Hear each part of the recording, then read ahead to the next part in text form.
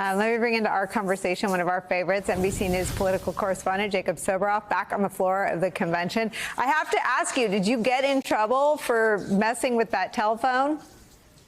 Not yet, but I've been requesting access to the boiler room, Nicole, and it has not yet been approved by the Democratic National Committee. So maybe, I'm not sure. All right, well, keep me out of it. I'm gonna disown you if they ask you who you were on the air with. You're in New York. You got nothing to worry about, Nicole.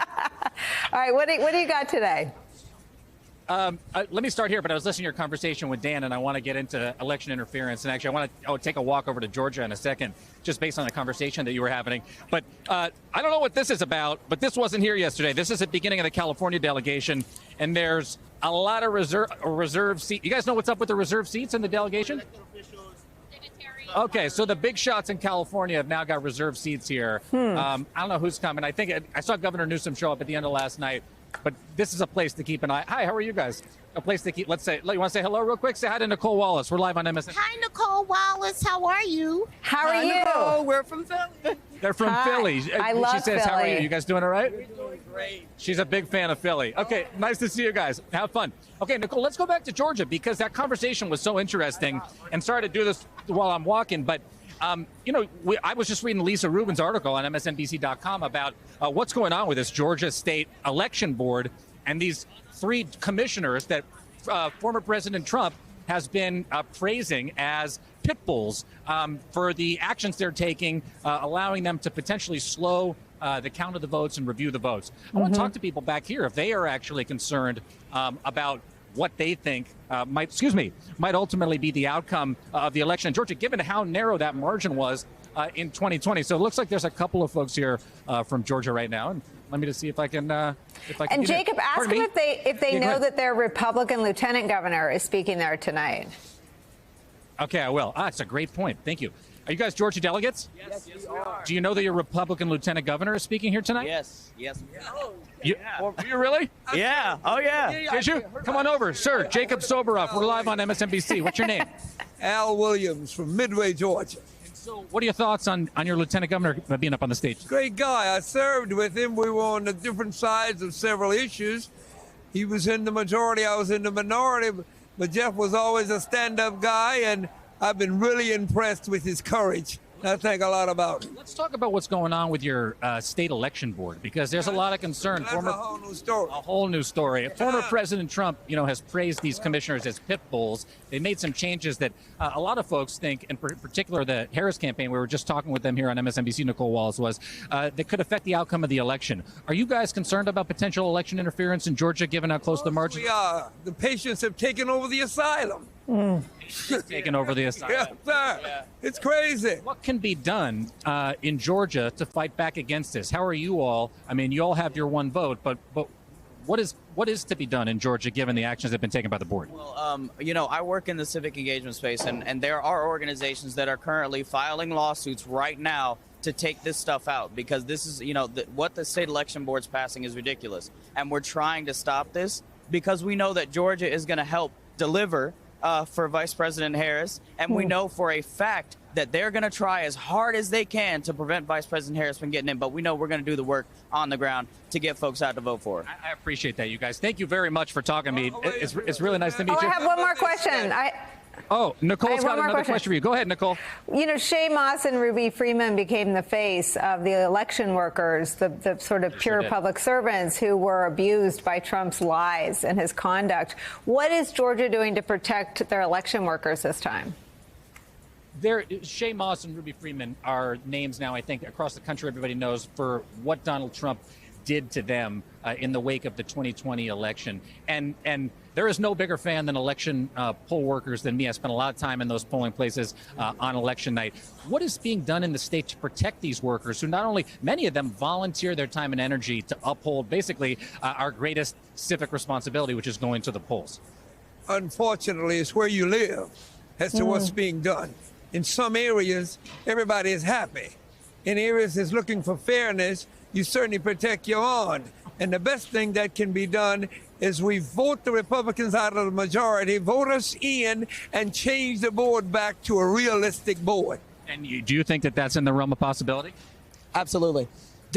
Democrats will become the majority in Georgia. It is simply a matter of time. We need to get out there, organize, mobilize, ensure people are registering to vote, because all of this is to prevent people, strip people from the voter rolls, keep them from being actually registered voters, because Republicans in Georgia know that the fewer people go out to vote, they win. We need to get people out to vote so Democrats can win, because Georgia is and will be a blue state. Simply a matter of time. Yeah, I've heard Stacey Abrams, of course, talk a lot about that. I mean, the power of the vote is the way to fight back against the encroachment on the vote. Well, you guys, thank you very much. Really nice to talk to you.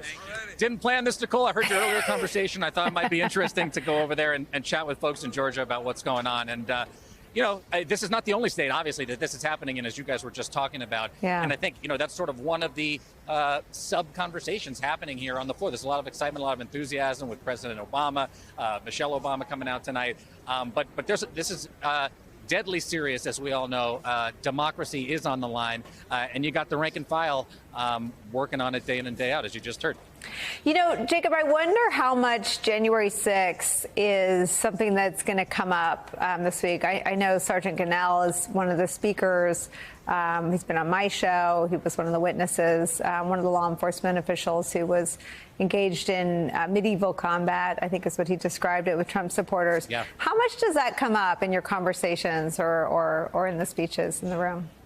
No, I think, to use the same words that were used by Judge Dana Sabraw in the Southern District of California when he overturned Trump's family separation policy, it shocked the conscience of a lot of people that are here at the convention.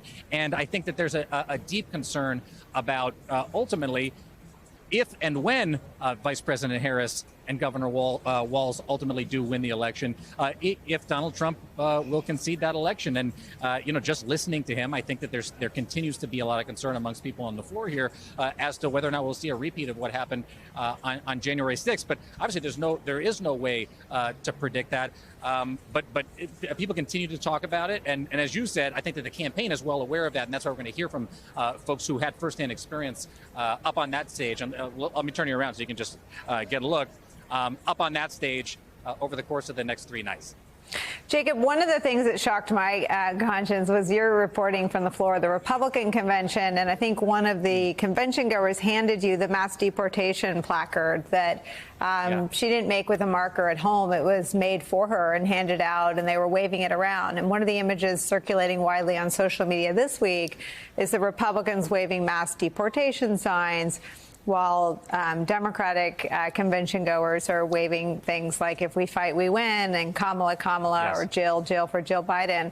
And union signs in support of unions, exactly. Yeah, I mean, just jump up on that. What is the sort of the difference in terms of what you feel like each party stands for in this moment and is willing to sort of hold above its head in terms of a bumper sticker?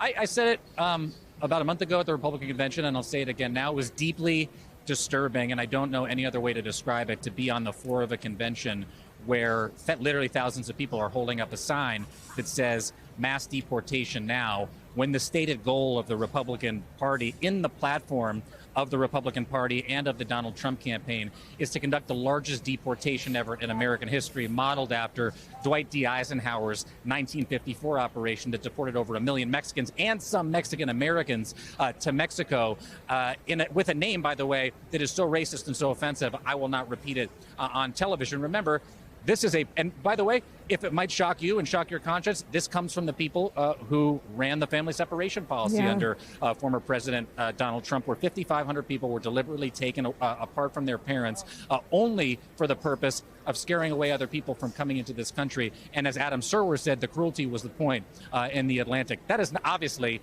not what you are seeing at the convention here. In fact, immigration was brought up last night by President Biden, but we didn't actually hear a lot about immigration. And I am interested to see the context in which it is brought up over the course of the next couple nights, because President Biden has protected 500,000 family members of undocumented immigrants just in the last couple of months with executive actions. He's certainly been criticized on the immigration front for more restrictive policies. But on the other hand, he is putting forward these policies that you haven't seen the likes of which since DACA. And so when it comes to the signs, I think that there is no comparison, Nicole, and that meme is a very accurate portrayal of what's going on around here.